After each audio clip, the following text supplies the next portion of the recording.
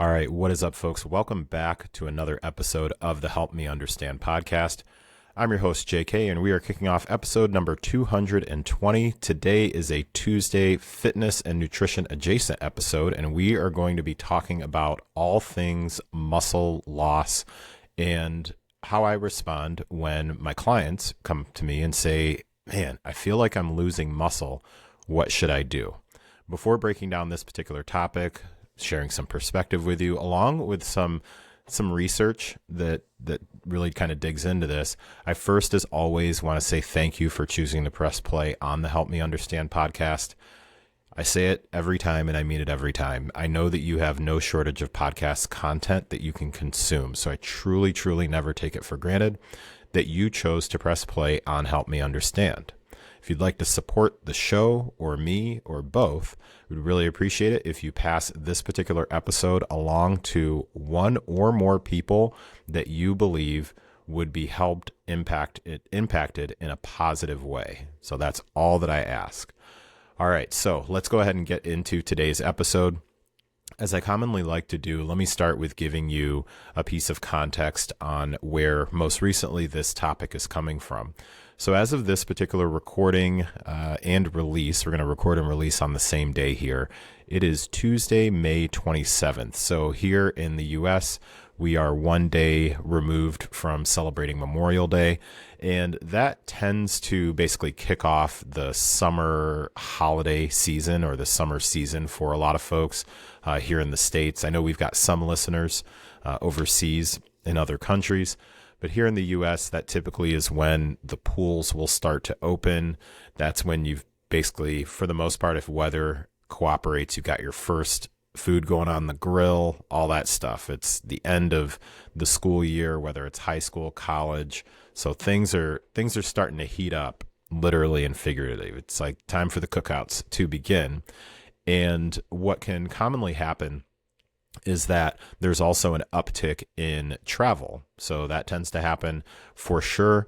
And that's one of the pieces of context that I've got for this particular conversation. And I've got one other one I'll share with you. So one of my clients reached out to me, and this is a client who is a frequent world traveler. And when I say world traveler, I mean like world traveler. I think that she most recently, I'm not sure if she listens to every episode of the podcast or not, that if you are listening, you know who you are. She most recently came back from, I believe it was Indonesia, and she very commonly goes on these scuba diving and snorkeling, like these awesome trips. She's a really great photographer too, by the way. And we connected after she got back into the States just to see what we were looking at for this next training block and training phase. She's someone who's been with me for a few years now, and also recently decided, hey, let's stick around for another year. So she recently renewed. A decent amount of my clients I've worked with for quite some time, which, again, never take that one for granted either. So I do appreciate that. But when I reached out to her to check in and see how things were going, she had noted that this particular travel, although, you know, it was cool because she got to see a lot of cool things, she unfortunately had fallen ill during her trip. And this was an extended trip. I want to say that it was up to 4 weeks. It was somewhere in the 3.5 to 4 week range. So this was a longer trip. A trip that typically is going to involve a decent amount of activity. However, she fell like pretty ill and was sidelined for a while and was working her way back up. And one of the things that she mentioned was that she just really felt like she had just lost a whole lot of gains. That's the way that she phrased it. I've lost a lot of gains. And so I asked her to help me understand a bit more about that. And what she was specifically talking about was just really this feeling of not being as strong. One of the things that we've noted as a really big point of progress for her has been her ability that she has developed over the years that we've been working together to really navigate, especially with or without equipment on, how well she can pull herself up from the water, like climbing the ladder. I don't know what the exact phrasing is, but it's essentially like pulling yourself up out of the water onto the boat and different things like that. And for those of you who've done any sort of like snorkeling or diving or scuba diving, you know that sometimes or oftentimes when you've got the equipment on also, that can be quite a challenge. So definitely has gained strength overall. but was just feeling like, hey, I just feel like I'm just not as strong as I was previously. And then I have another client that I connected with who we've been working together for, we'll be coming up on close to a year here now, very soon. And recently she had suffered an upper body injury, and we've been navigating different ways to work through that, and have finally just hit the point where, you know what, it's probably a good idea to step back from the upper body work and primarily focus on lower body and recovery for the upper body, understanding that there's going to be some day-to-day activity that's going to happen anyway. This particular client is in the middle of, or very soon will be in the middle of a house move also. So when you think about the different things that come up with that, as far as packing and moving boxes and just all the things that come along with that, along with the day-to-day movement, we decided it was probably a good idea at this point to really focus on recovery from an upper body standpoint. And one of the things that she very transparently communicated was just a concern with, man, I just feel like I've worked really, really hard to gain this muscle, and I just feel like I'm going to lose it. So I wanted to take a few minutes just to kind of set the scene, provide some context, because it's one of the things that the Help Me Understand podcast is all about, whether it's fitness or otherwise, providing context to the things that we experience in everyday life. So whether you are somebody who is listening, who has been through an injury, has been through just a period of inactivity based on travel, or you've just been maybe not training much for a while, I believe that there's going to be plenty that you can get out of this episode. So let's go ahead and first just lay the groundwork that this is a very common topic and a very common question with, man, am I losing muscle? Am I getting weaker? Is it possible for me to lose all this muscle that I've worked really, really hard on? And something that I'll also provide as a piece of context here is that based on the information that I can see behind the scenes with the podcast itself, I'd say that generally the listening audience tends to be, I think most recently over the last 90 days, it says that the listening audience for the Help Me Understand podcast is about 65% female. And when I think about that being 65%, so that being over half of the demographic that's listening to this particular episode, and this is certainly not to discount the average 35% of males that listen to this, because I can speak from a male's perspective that we also think about this, but thinking primarily around what's going on in the fitness industry, especially with a lot of the marketing and content being geared towards women, especially like perimenopausal to menopausal women. There's been such a focus on the importance of building muscle and really trying to shift the narrative of muscle and strength and how important that is, especially within that particular demographic. Let's just say like women 40 plus, that demographic.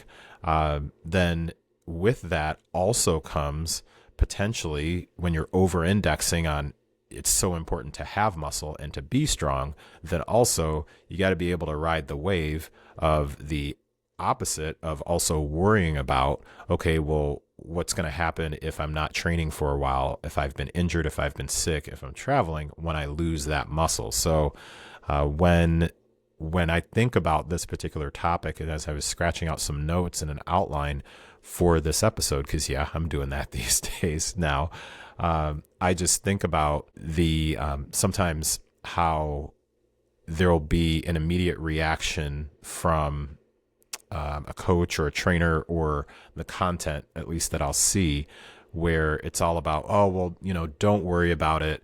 You're freaking out over nothing. And I'm here to just share with you that that's not always my response at all. In fact, in one specific case recently, I had a client who came to me worried that they were losing muscle, and we'll talk about this in a little bit. What she was more concerned about is that she was getting weaker. She just felt like she was getting weaker. And instead of first saying like, well, no, you're wrong and so you have nothing to worry about, I typically like to ask, well, what evidence do you have of that? Let's take a look at what the data says, and then include in that data also just what things are you noticing. So what are you noticing that's not as easy for you to do as it was before? And when it came down to it, her strength had declined for sure over an extended period of time. And there were some very specific things that we could point to, because there was a focus on different things going on at the time. And it's something that has been mentioned periodically over the months. And it just, I think, you can, other coaches who are listening know this, and it's very, very similar to when you are in like a parent trying to talk to one of their kids, or if you are a leader and you're trying to speak to somebody who's part of your organization. You can share with people as much as you want about, hey, here's what I'm noticing. I just want to give you a heads up that I'm kind of seeing this that might be a bit off pattern, a bit out of the rhythm. And at the end of the day, it's going to be up to that particular individual to be in a position to actually receive what you're saying. So I just say that to say, I'm not going to be the person, if we are ever to work together, I'm certainly not planning to ever be the person who will immediately say, you have no idea what you're talking about, you're wrong. Because if that were true, then that means nobody ever loses muscle, or nobody ever loses strength. And that's certainly not the case. Otherwise, I'd pretty much be out of a job. So I say all that just to say, even though a lot of what I'm going to talk about today is going to be about trying to basically kind of give you a reality check that losing muscle is not as easy as you think, and getting quote unquote weaker is nowhere near it. It's not as fast of a process as you seem to think. I also like to be grounded in reality here. So, all right, let's actually get into some things. So let's first start off with what the science actually says when it comes to losing muscle. So actually losing muscle. All right. So let's say you've come to me and you say, well, I've got a feeling that I'm losing a whole lot of muscle. And again, one of the first things I'll say is, well, just kind of help me understand where that's coming from. So I'll ask you to walk me through what are some things that you're noticing outside of the weight that you're lifting, because I can see that clear as day. I can see whether or not your back squat has changed, your bench press, your leg press, your shoulder press. I can see that. I get that. I also want to know from a day-to-day standpoint, because I'm a lifestyle-centric coach, I want to know what are things that you're noticing where you believe that muscle loss and or strength loss is related to that. So for example, you travel very often and you are noticing more and more that you're needing assistance to get your heavy bag into the overhead compartment. And that's never something that you ever needed help with before. To use the example of my client who does scuba diving or snorkeling, whatever is going on there. But as she's climbing out of the ladder, is she noticing that is something that's a bit more difficult?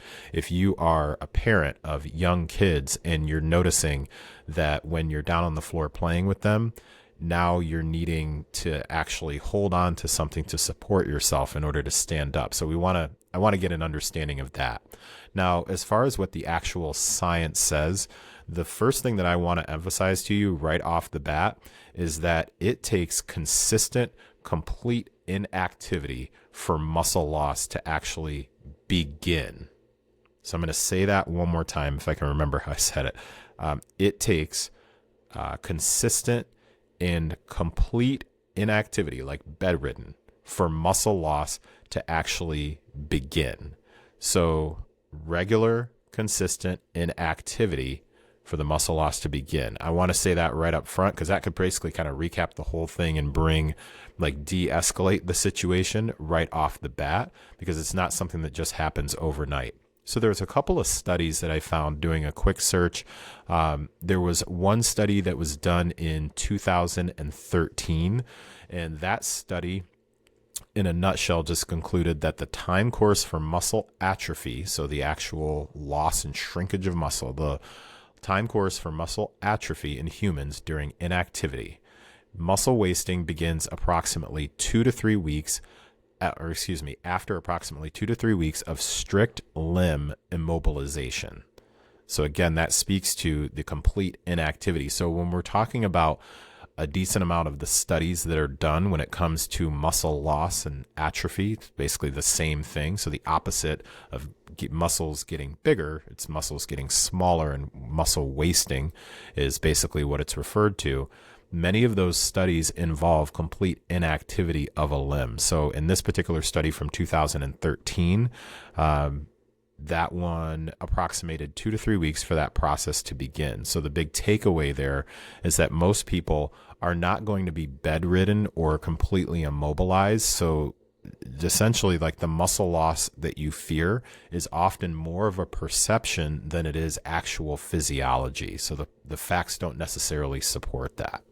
And then one other study was, I believe this one was entitled Detraining Effects in Recreational Lifters. So a 2011 study in the Journal of Strength and Conditioning Research showed strength and muscle size were largely preserved after 2 to 3 weeks of detraining in trained individuals. So they took a group of trained individuals, then they had them not train for 2 to 3 weeks. So this wasn't full immobilization, if I remember correctly. This was just, they didn't train for 2 to 3 weeks, just went about their normal life, and they found that strength and muscle size, for the most part, were largely preserved within that 2 to 3 weeks of detraining. So a takeaway here for that particular study is that a loss of strength happens faster than the actual muscle size, and both of those can rebound pretty quickly as you consistently re-engage your rhythm with your training. And that's a piece where I'll get into next, is the difference between losing muscle and losing strength. So the strength loss, or that feeling of losing strength, is often what people are referring to when they're saying that they feel like they're losing muscle. So the way that I try to separate the two, when somebody comes to me and says, for example, my client that said, like, man, I just feel like I've had a loss of gains. And then I have another client who says, I just feel I'm kind of terrified that I'm going to lose all the muscle that I've worked really hard on over these months that we've been working together during this period of upper body, not doing as much upper body work, or no upper body work other than lifestyle based stuff. So the person who says that they're losing gains is often the person who's talking about feeling like they're losing strength, like can't lift necessarily like 7 boxes at once. They can lift 4, or feeling like, hey, when I'm trying to get myself up off the floor after playing with the kids, I just noticed I had to grab the side of a table, or I'm noticing that these things that I typically move around, it's just taking me a bit longer. So that would be a loss of strength, or feeling like you're declining in strength. When someone communicates to me that they feel like they're losing muscle, when I ask them to help me understand that typically is more of an aesthetic piece. It's more of how they look. So again, the strength piece typically will be something that you can notice the decline in sooner, or you can feel like there's a notice of a decline there sooner than the actual muscle loss itself. So losing muscle involves actually breaking down muscle tissue. So a loss of muscle tissue. So that's getting smaller. Feeling like less full or strong, so drop in strength, that can be related to a host of different things. You no longer, you haven't recently had like that actual strength stimulus, so you haven't recently overloaded your actual muscles. You haven't necessarily like been doing anything that has you like feeling a pump, you know. And also just drops in your glycogen stores. So that can be somewhat nutrition related also. So there's a lot of different pieces that can go into that. What I want you to understand is when you feel like you're smaller and weaker, like feeling smaller doesn't always mean that you've actually lost lean mass. So if you think about, so picture after you finish a really good workout in the gym where you lifted heavy, especially like an upper body workout, shoulders popping, biceps popping, like you just feel good. Lower body workout, like your quads, you can just see the muscles in the quads. You're working the glutes, so feel like booty's popping a little bit, like all that good stuff. I think anybody who trains here, you've felt that feeling at least once recently, or hopefully if you're training effectively. Then you may notice hours later man, I just feel like I don't have the same bicep pump and all that other stuff. Like you don't expect to, right? So that's very similar to like just feeling being different doesn't necessarily mean that you've lost all that muscle mass. So understand that things like travel, illness, and stress, those things can reduce your training quality, but understand that your body does bounce back a whole lot faster than you think. So, all right, let's see. Let's get into a bit of context, because I think that's like my favorite thing is context. So help me understand. The context, I think, really does matter when it comes to talking about the loss of muscle. And there's really overall like three just general categories that I'll put this into. And there could be a fourth one, and I'll get to that in just a second. So there's injury, there's travel, and then there's being sick. So if we're talking injury, then we're basically saying like when you're injured. So again, to use my client that right now has an upper body injury, you got to understand that losing size in a particular limb that you're not using is definitely something that you should expect if you're absolutely immobilized. So let's say you actually like broke your arm. Okay. So yeah, if you break your arm, understand that is something that is going to be immobilized, and that likely will lose size and strength. All right. But for the most part, we're talking like muscle. So we're going to talk about size. Something I want you to understand though is regardless of the injury that you have, more likely than not, you can still train around that particular injury. And this is something that I talked about back on episode 213. And I believe the title of that one was how to stay in the game or something like that. But I was responding to a question that I had gotten from an Instagram DM about how to train with a knee injury. And that one really I scoped out a bit more. And one of the main pieces that I touched on in that episode that continues to be a recurring theme is understanding that your mindset and how you are really framing a period of time where you are injured is so vitally important. And I cannot tell you the number of times where I've had a conversation with somebody who's really worried about muscle loss during training and has put up basically like a mental block where they're not remembering all of the other things that they can do. The primary focus is on everything that they can't do. So they have an injured ankle, and I'm speaking from experience here. I spent the better part of 1 full year working through a pretty significant ankle injury that I did not want to have any sort of surgery or anything like that for. And I needed to be on my feet the entire time, like that year. So I had an option. I could either say, well, this sucks. This means that all lower body movement is out, or I could train around that particular injury. And again, I cannot tell you how many times as I'm talking to someone, as we're trying to work through the initial news that they're injured. So they have a messed up ankle, something happened with their shoulder, their arm, their back. The back definitely comes into play sometimes here, is being able to kind of sift through and understand, oh, okay, I got it. First, let's kind of regroup here, because you're making it sound like you literally are going to be bedridden for the next 6 weeks. That is not the case. Your physician, your PT, whoever it is, has simply said, hey, lay off upper body work for 6 weeks. Okay, cool. The rest of your body can still be trained. We can train effectively. We can train smart. We can figure out how to work our way around it. But it's all good. So just understanding that there is still more that you can do. Even when you're injured, you can work around that. All right. The second category would be travel. So missed workouts doesn't necessarily have to mean that all of a sudden you are just going to waste away. So missed workouts doesn't like automatically equal wasted gains. There are things you can still do. And I'll actually recap this at the very end to talk about some actionable tips here. So there's 3 things really. Movement snacks. This is also in our industry called exercise snacks. So it's smaller pockets of workouts So say, for instance, that you typically are somebody who trains about 3 days a week, about an hour and a half, and you are going to be traveling for a while. Now, unless you are on the road, 7 days a week, you likely will still be at home maybe 1 to 2 days a week, something like that.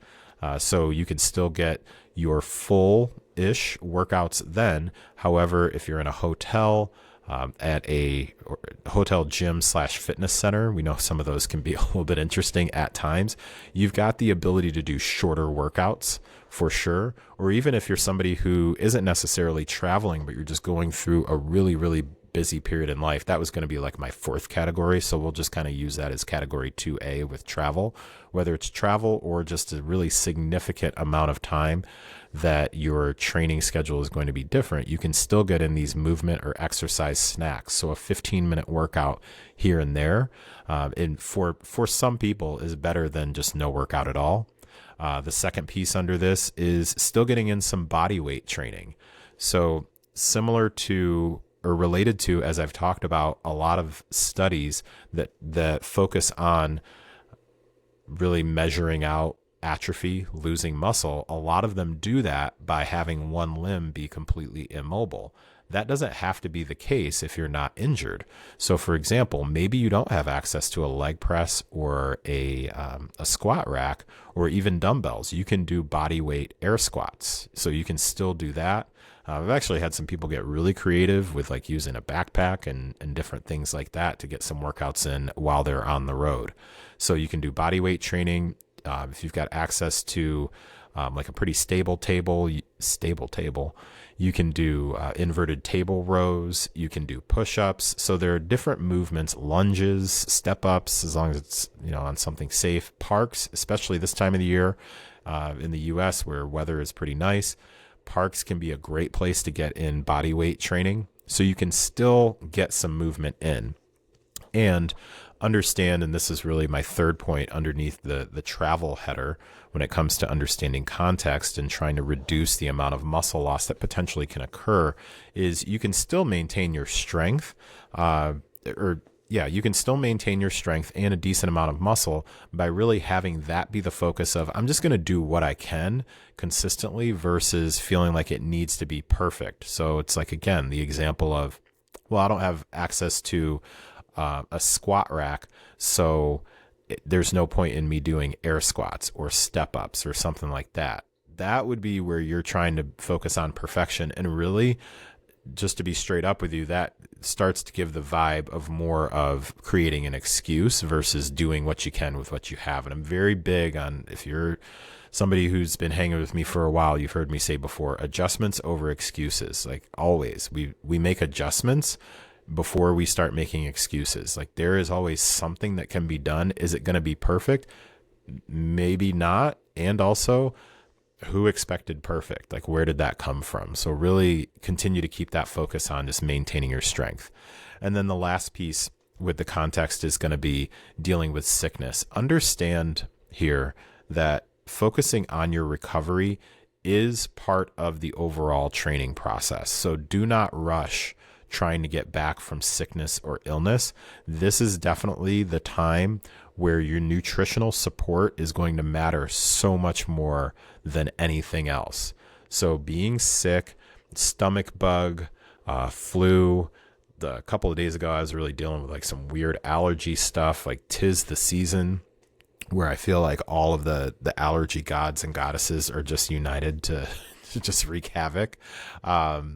Understand that the time frames where you're going through sickness, especially if it's something like stomach related and you're just not sure like that being in a gym is going to be a good idea, whatever the case may be, these are the times where you don't want to try and push your body to get quote unquote back to it faster than it's ready for. So really pay attention to your nutrition, stay hydrated, get in as many nutrient dense things as you possibly can, because that's going to be really the big piece. And I know sometimes based on my own experience and then experience from clients, that can be like the last thing. Like when you're sick, it's not necessarily that whole nutritious foods sound fantastic to you maybe. However, that can be and often is something that can be a massive differentiator in really stabilizing that recovery process, because those whole foods contain the nutrients that your body needs in order to rebuild, repair, and recover. So keep that in mind. So that's what I wanted to share with you from a context standpoint. All right, so let's finish out here with a few tips. So I wrote down 4 tips that I've got for you here as we close things out with talking about losing muscle. So tip number 1, I want you to reframe the timeline that you have of your comeback to where you were before. All right, so understand that missing like a week or 2 or whatever the case may be isn't going to be total disaster. Most actual true atrophy and muscle loss, it doesn't start until after 3 to 4 weeks of complete total rest and immobilization. So go back to where I was near the beginning of the episode, where we talked about a study, or I shared with you a study that talked about the loss of muscle being something that started, in that particular study, it was 2 to 3 weeks. I will tell you anecdotally, typically I would say about the 3 to 4 week period tends to be what I have found with my clients, where we've actually had the data. So this is where things like measurements, photos, body weight, all that stuff can really come into play. So reframe the timeline. Number 2, focus on what you can do. If you can't train upper body, we can prioritize lower body. If we can't train lower body, we can prioritize upper body. If you're traveling, we can still do body weight type things, and most importantly, just continue to move. I recently, just this morning, was messaging a client who's getting ready to travel and was going to bring some additional things with them. And I was like, nah, it doesn't. Actually, they said, I feel like I'm going to be moving around a lot, so I don't know that I really need to try and squeeze anything in. And I sent them a message like, yeah, I completely co-sign that. When you're really consistent with what you do more often than not, then periods of time where travel and sickness and anything else that may come up, like that's why you build up that bank account. There's a reason for that. So when I was growing up, my dad always had, he forced me actually, like it was the rule that whenever I got money, so if somebody gave me like 20 bucks, there was a certain percentage that went here. And then I always had a short-term and a long-term savings, dating myself, we had a little box and cut a hole in the top of the box. And so he was like, you got to put a certain amount in the short-term savings and a certain amount in your long-term savings, and then spend the rest. So think of your consistent training as something that's putting deposits in both your short-term savings and your long-term savings. Your short-term savings is the stuff that you pull from when you know what, in 3 weeks, I have a trip that's coming up. I'm not really going to be training a lot. I'll still be moving my body and whatnot. Cool. You'll be able to draw from your short-term savings. Your long-term savings is something where, okay, I've been injured. I've been sick. There's something that potentially is unexpected. And okay, you know what? I have like, that's not the rainy day fund. I have like an actual long-term savings fund. We can draw from that. Now your retirement plan, that's like way on down the road. So that's a separate account. So there we go. So that was my bullet point number 2, focus on what you can do. All right. Tip number 3 out of 4, really focus on the standpoints of sleep and protein. Those are 2 very, very essential things to focus on if your priority is on maintaining and building as much muscle as humanly possible. If you are someone who is going through a time frame where you are either sick, injured, or traveling, the 2 things that can be the most helpful that aren't involved in movement. So I think walking is also still important. Body weight training is still important. Doing what you can to protect your sleep with as much quality and quantity as you can, and also maintaining an adequate amount of protein for you is going to be vitally important when your training is disrupted. So still hold on to those 2 things. All right. And then last but certainly not least, make sure that you are doing something that involves keeping track of how you're doing with your progression as you are building back up. So put some focus into tracking. I call it track the comeback, not the setback. So track the comeback, not the setback. As you are going through this, let's say you've been sick, or let's say that it's an injury, there's the initial feeling of, oh snap, this sucks. I'm not going to be able to train. And I talked to you about, again, very common conversation. Well, I'm told that I can't do upper body. So what can I can't do anything. Well, then once we get past that initial grief, let's go ahead and move into the reality of, okay, let's put some energy into talking about the steps that you are taking. So I recommend things like journaling your first few sessions that are back. If you're somebody who's active on social media, share that, because you may also find that you've got others who have gone through the same thing or are currently going through the same thing.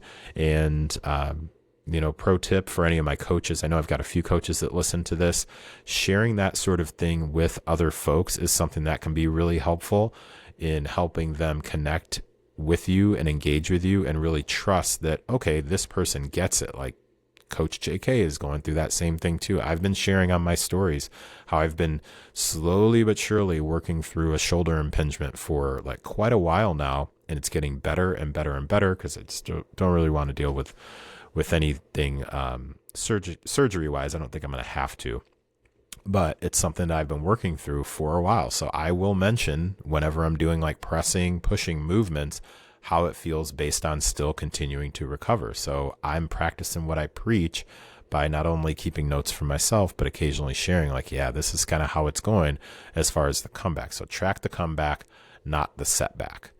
All right, so that was really my last thing. I feel like this went a bit longer than I had intended it to, and also I did want this one to be as helpful and impactful as humanly possible, because again, this is one that has come up a decent amount of times in the over 10 years that I've been doing this. It never, ever goes away. Somebody is always kind of have some questions about this. So to close this out here, I really just want you to remember the actionable tips that I have for you, and understand that there's really not research out there that will back up your feeling that last week you were sick, so this week it means that all of a sudden you are the weakest human on the face of the earth. That's unfortunately, there is nothing evidence.